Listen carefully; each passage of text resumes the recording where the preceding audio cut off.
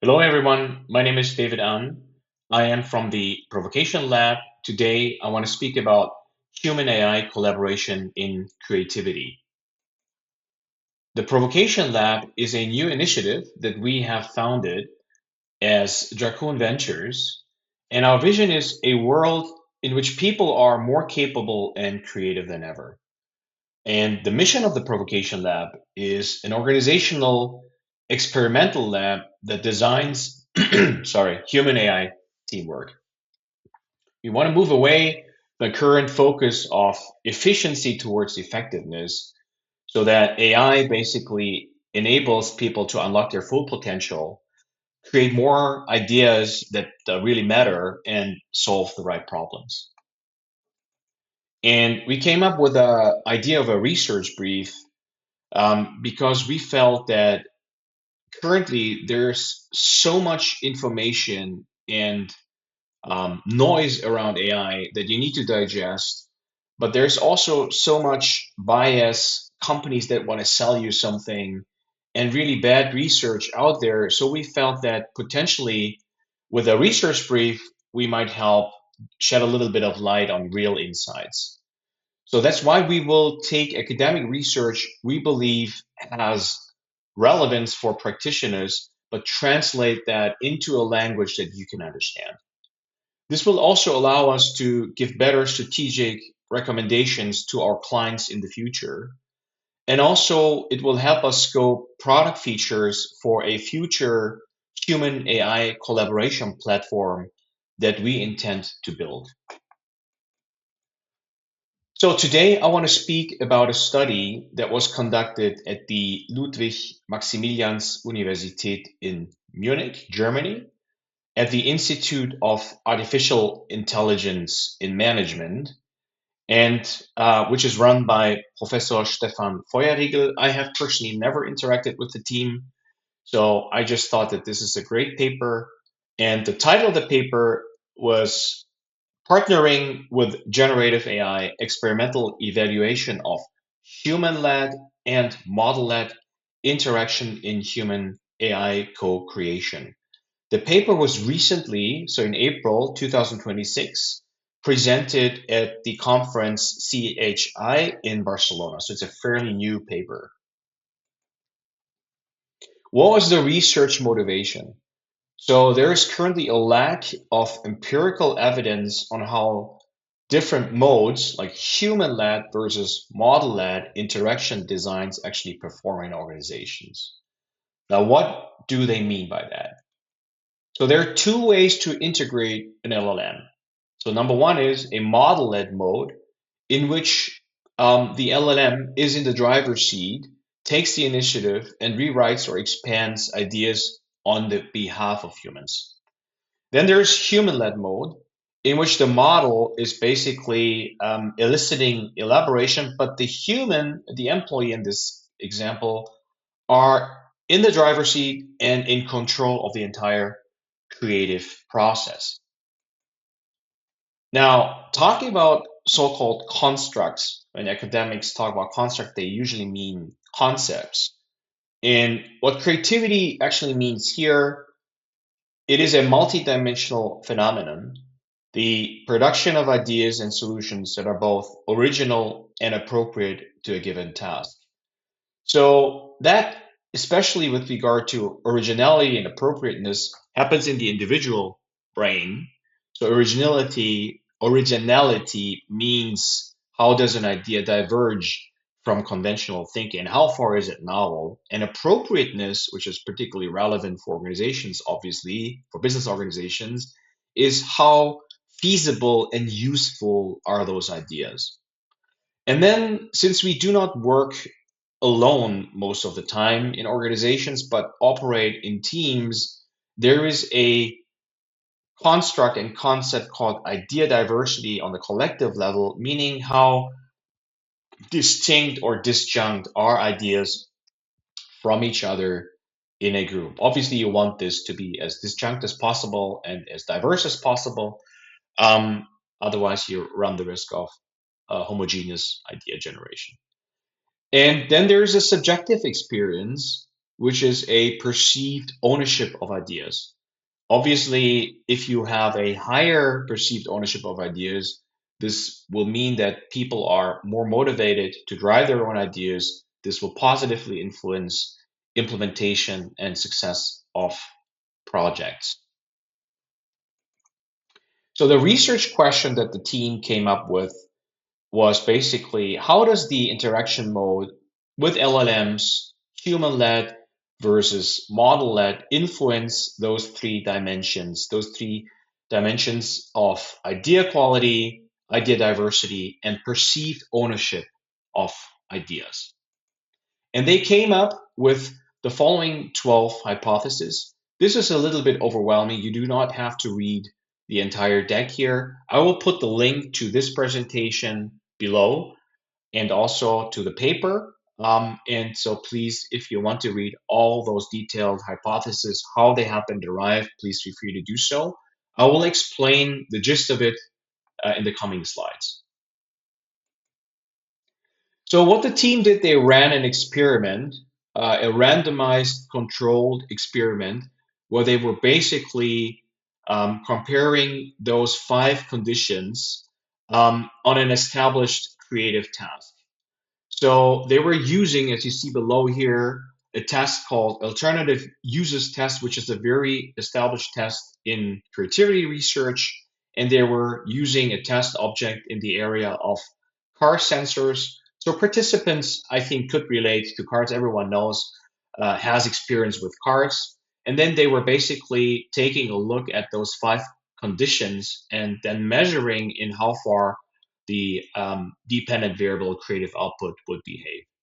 So the black ones are the ones with a human-led mode, meaning that there is a question mode in which the LLM basically asks back and inspires the participant by throwing a bunch of questions. And then there's another human-led mode, which is the suggestion mode, in which the LLM suggests concrete suggestions with regard to the idea. And then human participants could react on that and refine their idea. In the model-led mode, again, the LLM would proactively refine the participants' ideas and basically be in the driver's seat. Then there were 2 other groups, the vanilla LLM mode, which basically is something that we as consumers like of LLMs or people that use LLMs daily actually do, is just a plain vanilla usage of chatbots. So this is basically meant by the vanilla LLM group. And then there is the control group, which is basically no LLM support at all, no exposure to the stimulus mentioned here. And again, they were basically having those 5 conditions. Then human participants would refine the ideas, which is in the column B. And then in the column C, there was the evaluation process step in which experts basically evaluated the idea diversity, quality, and the perceived ownership of ideas was measured as well. There were 2 studies. I will focus in this presentation on only the first one, but basically those 2 studies were confirming each other. So that was very good because it showed the robustness of the findings. This is to give you an overview of how the experiment looked a little bit more in detail with regard to the question mode. So again, this was the human-led question mode variant. And then here you see basically A and B, where the LLM would basically give back critical questions back to the participant. So you can think of it as some sort of a basic, like detailed Socratic question back to the participant who would be hopefully inspired. And this would obviously have an effect on the creative output. And then in the suggestion mode, the human-led suggestion mode, basically the LLM, as you see here, would provide 3 additional suggestions. And then the participant would basically here refine those ideas and would give a creative output. As you see here, the hypothesis that could be supported under a relevant significance level of 0.02. This is the p-value. I don't want to elaborate on this right now. Anyhow, you basically can see that the ones marked in yellow were the hypothesis that could be supported. So that means with regard to idea quality, the question mode outperformed the control group. So again, the control group was the one that did not have any stimulus and was just basically brainstorming ideas.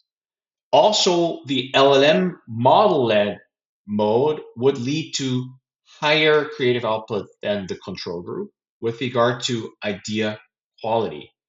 And then idea diversity, the question mode would outperform the model-led mode.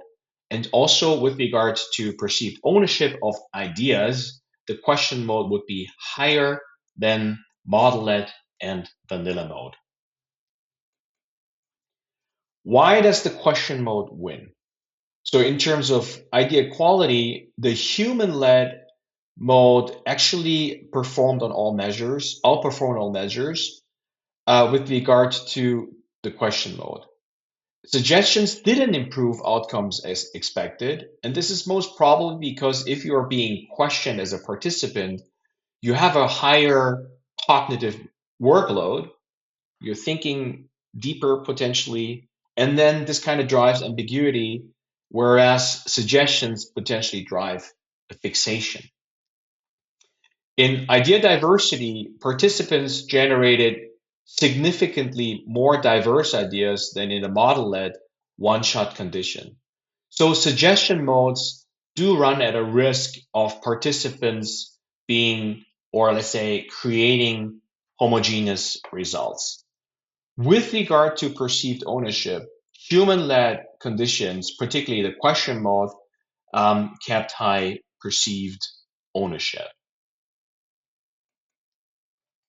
Now, what are the practical implications for us, for you as a company that implements artificial intelligence in the enterprise world, and for us as Provocation Lab to help you doing that?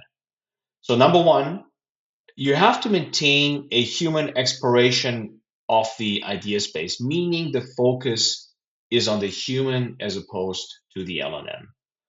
So whereas a model-led, so like a machine-led approach may accelerate creative processes, there is a risk of diversity and perceived ownership. And you have to counter cognitive offloading. So the model-led interaction can lead to over-reliance on model output, and this is basically meant by cognitive offloading. I don't think it was mentioned in the paper, but people might remember the terminology of social loafing, meaning that the higher or the bigger an organization, the more you can hide. And I think this can somehow happen in the LLM space called algorithmic loafing. So you can basically just hide behind the results of an LLM. Obviously, the more results an LLM could potentially produce at almost zero cost, there's also a volume factor here. And then the third point ultimately is you as a company, you need to guide users through the iterative and refinement. So these were obviously experiments, one-shot experiments, but the authors of this study basically suggested that LLM co-creation should not treat the generation as a one-shot process, but should act as organizations should basically moderate this over a longer period of time between the user and the model. That was it. I hope that this short research brief gave you insights into the implementation of AI into enterprises in the area of creativity. Please stay tuned. We're going to do a lot more of those research briefs. We're going to build communities with insightful discussions online and offline. We're going to produce more research also in the form of interviews. And so please stay tuned. Please stay provocated. My name is David An. Please like below, follow and also share this article as well as this presentation with your peers. Thank you very much. My name is David. I'm from the Provocation Lab. Bye bye.